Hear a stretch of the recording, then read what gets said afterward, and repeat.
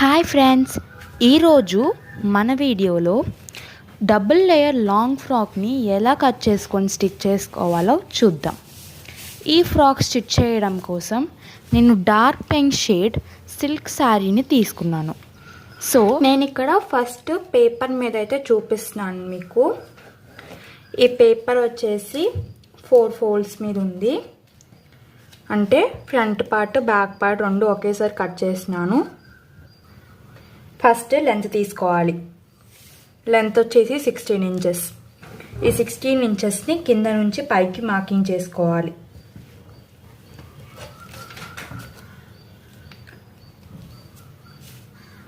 ఈ 16 ఇంచెస్కి 1 ఇంచ్ ఖర్చు పెట్టుకోవాలి. ఆ తర్వాత వేస్ట్ లూజ్ మార్కింగ్ చేసుకోవాలి. మొత్తం వేస్ట్ లూజ్ వచ్చేసి 40 ఇంచెస్. 40 ఇంచెస్ని డివైడెడ్ బై 4 చేసుకుంటే 10 వస్తుంది. ఈ 10 ఇంచెస్ని కింద ఇలా మార్కింగ్ చేసుకోవాలి. ఆ తర్వాత డాట్స్ కోసం ఒక 1 ఇంచ్ ఎక్స్ట్రా తీసుకొని ఖర్చు మార్కింగ్ చేసుకోవాలి. 2 ఇంచెస్ ఖర్చు పెట్టుకుంటున్నాను. ఆ తర్వాత నెక్ విత్ మార్కింగ్ చేసుకోవాలి. ఈ 16 ఇంచెస్ మార్కింగ్ దగ్గర నెక్ విత్ వచ్చేసి 3 ఇంచెస్. ఏ సైజ్ వారికైనా 3 ఇంచెస్. ఆ తర్వాత నార్మల్గా బ్లౌజెస్కి 3 ఇంచెస్ షోల్డర్ విత్ పెట్టుకుంటాం కదా, డ్రెస్సెస్కి అయితే 3.5 ఇంచెస్ పెట్టుకోవాలి. ఆ తర్వాత ఈ రెండు కలుపుకొని ఎంత వచ్చిందో చూసుకోవాలి. 6.5 ఇంచెస్ అయితే వచ్చింది. ఇప్పుడు ఇదే 6.5 ఇంచెస్ని ఇక్కడ మార్కింగ్ చేసుకొని స్ట్రైట్గా ఒక లైన్ గీసుకోవాలి. ఇలా ఒక లైన్ డ్రా చేసుకున్న తర్వాత 6.5 ఇంచెస్కి ఒక 1/2 ఇంచ్ లేదా 1 ఇంచ్ ఎక్స్ట్రా వేసుకొని మార్క్ చేసుకోవాలి. ఆర్మ్ హోల్ లెంత్కి ఇక్కడ నేను 1 ఇంచ్ ఎక్స్ట్రా పెట్టుకొని ఈ 6.5 దగ్గర 7 ఇంచెస్ని పెట్టుకుంటున్నాను. ఇలా 7.5 ఇంచెస్ని పెట్టుకుంటున్నాను. ఆ తర్వాత ఇక్కడ ఒక స్ట్రెయిట్ లైన్ని డ్రా చేసుకోవాలి. ఇలా స్ట్రెయిట్ లైన్ని డ్రా చేసుకున్న తర్వాత ఇప్పుడు చెస్ట్ లూజ్ని ఎంతైతే వచ్చిందో అంతకి డివైడెడ్ బై 4 తీసుకోవాలి. ఇక్కడ నాకు 42 ఇంచెస్ అయితే వచ్చింది. ఇప్పుడు ఈ 42 ఇంచెస్ని డివైడెడ్ బై 4 చేసుకోవాలి. అప్పుడు మనకి 10.5 ఇంచెస్ అయితే వస్తుంది. ఇప్పుడు ఇదే 10.5 ఇంచెస్ని ఇక్కడ ఈ ఫోల్డింగ్ దగ్గర నుండి ఇలా మార్క్ చేసుకోవాలి. ఆ తర్వాత ఇక్కడ ఎంతైతే ఖర్చు పెట్టుకున్నామో అంతే ఖర్చు ఇక్కడ కూడా మార్కింగ్ చేసుకోవాలి. ఆ తర్వాత ఇక్కడ నుండి ఇక్కడ వరకు ఎంత వచ్చింది? 7.5 ఇంచెస్. ఇప్పుడు ఇదే 7.5 ఇంచెస్ని ఇక్కడ కూడా మార్క్ చేసుకొని ఒక స్ట్రైట్ లైన్ని గీసుకోవాలి. ఇలా ఒక స్ట్రైట్ లైన్ గీసుకున్న తర్వాత ఆర్మ్ హోల్ రౌండ్ని గీసుకోవాలి. దానికోసం కర్వ్డ్ స్కేల్ని తీసుకుంటే ఈజీగా ఉంటుంది. ఇలా తీసుకున్న తర్వాత మధ్యలో ఒక పాయింట్ పెట్టుకొని ఒక లైన్ గీసుకోవాలి. ఆ తర్వాత 1.5 ఇంచెస్కి మార్క్ చేసుకోవాలి ఈ లైన్ మీద. ఆ తర్వాత ఇక్కడ అలానే ఈ పాయింట్, ఈ ఖర్చు ముందు పాయింట్, ఈ 3 పాయింట్లని కలుపుతూ ఒక దీంతో ఇలా డ్రా చేసుకోవాలి. ఇలా డ్రా చేసుకున్న తర్వాత ఇప్పుడు నెక్ మార్కింగ్ చేసుకోవాలి. ఇప్పుడు బ్యాక్ నెక్ ముందు మార్కింగ్ చేసుకోవాలి. దానికోసం నేను నెక్ లెంత్ వచ్చేసి 7.5 ఇంచెస్ అయితే తీసుకుంటున్నాను. ఆ తర్వాత ఒక స్ట్రెయిట్ లైన్ గీసుకోవాలి.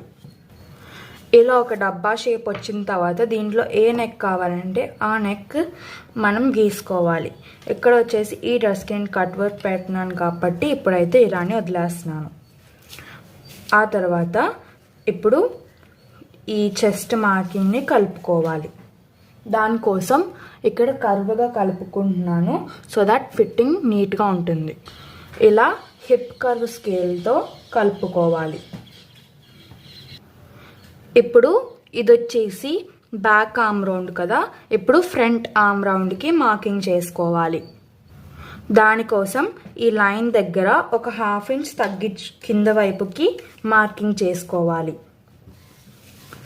ఆ తర్వాత ఈ లైన్ దగ్గర కూడా ఒక 1/2 ఇంచ్ లోపలి వైపుకి మార్కింగ్ చేసుకోవాలి. ఆ తర్వాత ఈ మార్కింగ్ని అలానే ఖర్చు ముందు మార్కింగ్కి ఈ 3 పాయింట్లని కలుపుకుంటూ కర్వ్డ్ స్కేల్తో ఒక లైన్లా గీసుకోవాలి. ఇలా వచ్చేటట్టు డ్రా చేసుకోవాలి. ఆ తర్వాత ఈ షోల్డర్ దగ్గర ఒక 1/2 ఇంచ్ లోపలి వైపుకు మార్కింగ్ చేసుకొని ఇక్కడ నుండి ఈ నెక్ విత్ దగ్గర పాయింట్ దగ్గరికి ఒక లైన్ డ్రా చేసుకోవాలి. ఆ తర్వాత మనకి ఆర్మ్ రౌండ్ సరిపోయిందో లేదో చూసుకోవాలి. ఇక్కడ వచ్చేసి మనకి మొత్తం ఆర్మ్ రౌండ్ వచ్చేసి 10. ఇప్పుడు ఈ 10 ఇంచెస్ మనకు వచ్చేటట్టు చూసుకోవాలి. ఈ షోల్డర్ క్రాస్తో కలిపి కొలుచుకోవాలి. బ్యాక్ ఆర్మ్ రౌండ్ మాత్రమే కొలుచుకోవాలి.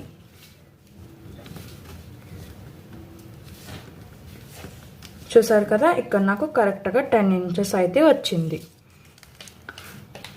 ఇప్పుడు ఫ్రంట్ బ్యాక్ 2 కట్ వర్క్ పెడుతున్నాం కాబట్టి ఫ్రంట్ బ్యాక్ ఇలానే వదిలేస్తున్నాం.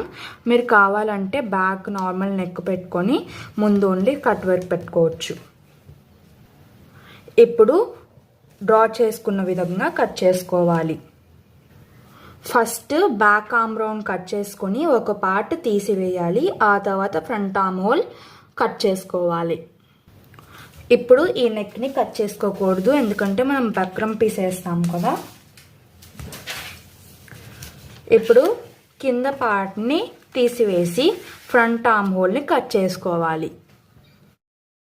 ఇప్పుడు ఇది మనకి ఫ్రంట్ అండ్ ఇది బ్యాక్ అన్నమాట. ఇప్పుడు మనం పేపర్ మీద ఎలా అయితే కట్ చేసుకున్నామో అలానే లైనింగ్ మీద మెయిన్ క్లాత్ మీద కట్ చేసుకోవాలి. ఫస్ట్ లైనింగ్ని కట్ చేసుకోండి.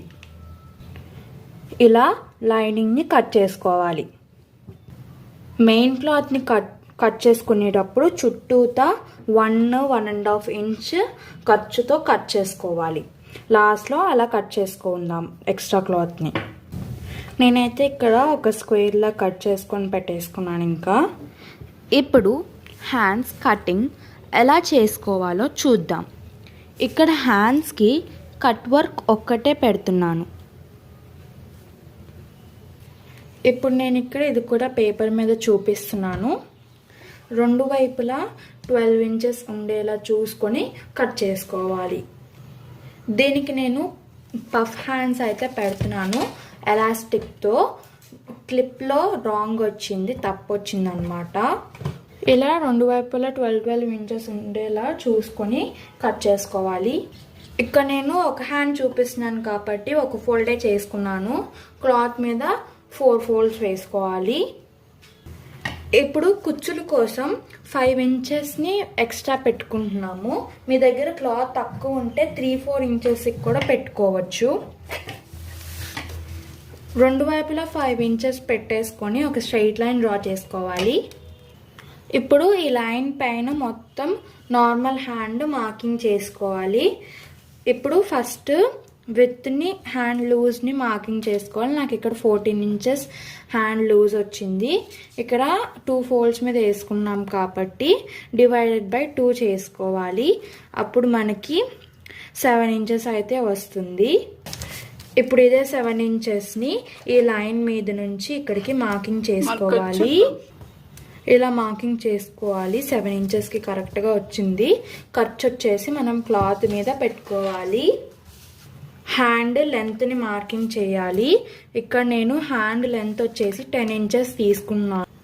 ఇలా కింద వైపు నుంచి 10 ఇంచెస్కి మార్కింగ్ చేసుకోవాలి. ఇలా మార్కింగ్ చేసుకొని 2 వైపులా మార్కింగ్ చేసుకొని ఒక స్ట్రెయిట్ లైన్ గీసుకోవాలి. మీకు ఎంత హ్యాండ్ లెంత్ కావాలో అంతే మార్కింగ్ చేసుకోండి. ఆ తర్వాత ఈ 5 ఇంచెస్ లైన్ ఉంది కదా, అక్కడ నుండి 4 ఇంచెస్కి మార్కింగ్ చేసుకోవాలి. నార్మల్గా బ్లౌజెస్కి 3.5 చేస్తాం కదా, డ్రెస్సెస్కి అయితే 4 ఇంచెస్ చేసుకోవాలి. కింద వైపు కూడా 4 ఇంచెస్కి మార్కింగ్ చేసుకొని ఒక స్ట్రైట్ లైన్ గీసుకోవాలి. ఇప్పుడు ఈ 4 ఇంచెస్ ఎలా తీసుకోవాలంటే, ఈ 10 ఇంచెస్ మార్కింగ్ లైన్ ఉంది కదా, అక్కడ నుండి కింది వైపుకు ఇలా 4 ఇంచెస్ డ్రా చేసుకోవాలి. ఇలా డ్రా చేసుకొని, అంటే మార్క్ చేసుకొని ఒక స్ట్రైట్ లైన్ డ్రా చేసుకోవాలి.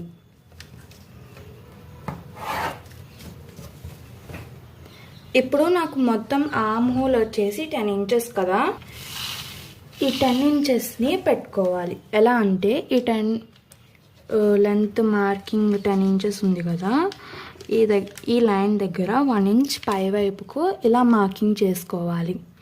ఇలా మార్కింగ్ చేసుకున్న తర్వాత ఇక్కడ నుండి పై వైపుకు 10 ఇంచెస్ ఇలా పెట్టుకోవాలి. ఇలా మార్క్ చేసుకున్న తర్వాత ఈ 1 ఇంచ్ పాయింట్ దగ్గర నుండి ఆర్మ్ హోల్ కర్వ్ తీసుకోవాలి. స్లోగా దింపుకుంటూ ఈ 10 ఇంచెస్ పాయింట్ దగ్గరకు వెళ్ళాలి. ఇలా అన్నమాట. అలాగూ మనకి 2 ఇంచెస్ ఖర్చు ఆల్రెడీ క్లాత్ మీద ఉంటుంది కాబట్టి ఇక్కడ నుండి 7 ఇంచెస్ పాయింట్ దగ్గరకు గీసుకోవాలి స్ట్రైట్ లైన్. ఆ తర్వాత మార్క్ చేసుకున్న విధంగా కట్ చేసుకోవాలి. ఆ తర్వాత ఇక్కడ 12 ఇంచెస్ అయితే ఉంది కదా, ఇక్కడ నుండి కొద్దిగా దింపుకుంటూ ఈ యాక్చువల్ ఫిట్టింగ్ దగ్గరికి తేవాలి. ఈ వీడియోలో చూపిస్తున్నట్టుగా ఆ షేప్ అనేది రావాలన్నమాట.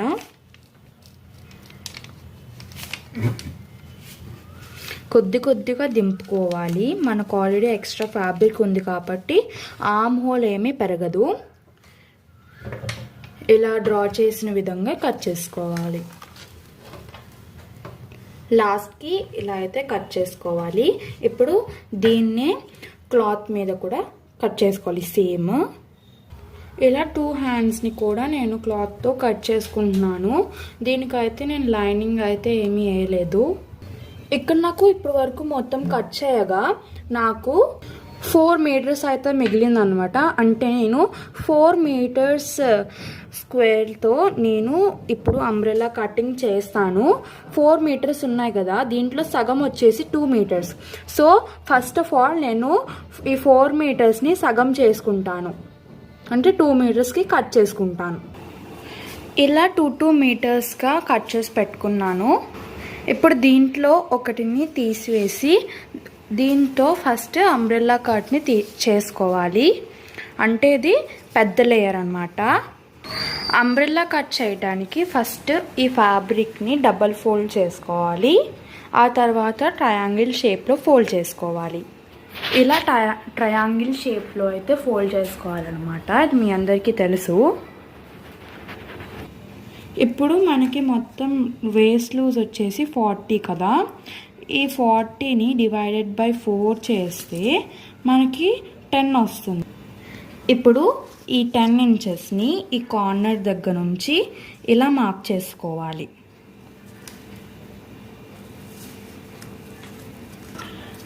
ఇలానే మొత్తం రౌండ్ కూడా మార్క్ చేసుకోవాలి.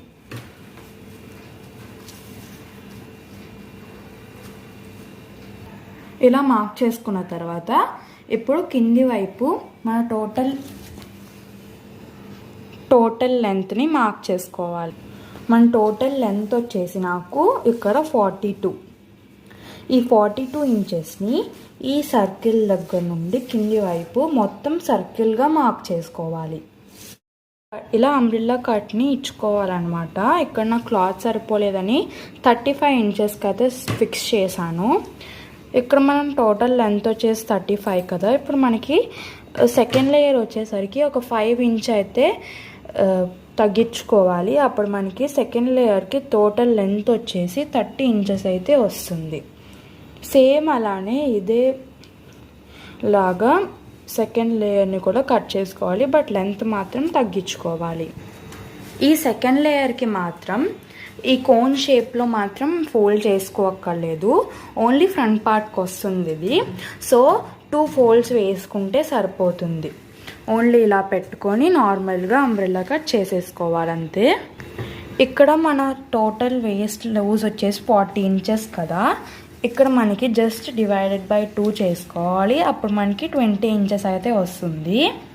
ఈ 20 ఇంచెస్ని ఫోల్డింగ్ ఉన్న వైపు నుంచి మార్క్ చేసుకోవాలి. అంటే ఇప్పుడు మనకి 1 సైడ్ వచ్చేసి 10 రావాలి. ఇక్కడ నాకు 10 అయితే 7 ఇంచెస్ పెడితే వచ్చింది. ఇలా 2 వైపులా కూడా 7 ఇంచెస్ పెట్టి ఈ మొత్తం సర్కిల్ గీసుకున్నాను. అప్పుడు నాకు కరెక్ట్గా 10 అయితే సరిపోయింది. అంటే ఓన్లీ ఫ్రంట్ కదా కాబట్టి మనకి 10 సరిపోతుంది. అండ్ మిగతాదంతా సేమే 30 ఇంచెస్తో మొత్తం కూడా ఒక రౌండ్ గీసేసుకోవాలి. ఇక్కడ మనకి లెంత్ వచ్చేసి నార్మల్గా 30 ఇంచెస్ అయితే ఉంటుంది, బట్ స్లోగా పైకి వెళ్ళేసరికి కొద్దిగా ఇంక్రీజ్ అవుతూ పెట్టాను. అంటే 1 ఇంచ్ పై అంటే ఇంక్రీజ్ చేస్తూ పెట్టాను అన్నమాట నేను. సో దట్ హైలో వస్తుంది, ఇంకా లుక్ ఫినిషింగ్ నీట్గా ఉంటుంది అన్నమాట. ఇలా మార్క్ చేసుకొని కట్ చేసుకోవాలి. షేప్ అయితే ఇలా వస్తుంది అన్నమాట. ఆ తర్వాత ఇక్కడ మార్క్ చేసుకొని కూడా కట్ చేసుకోవాలి. అంతే అండి ఈరోజు వీడియో. నేను ఈ వీడియోలో అయితే ఓన్లీ కటింగ్ చూపించాను.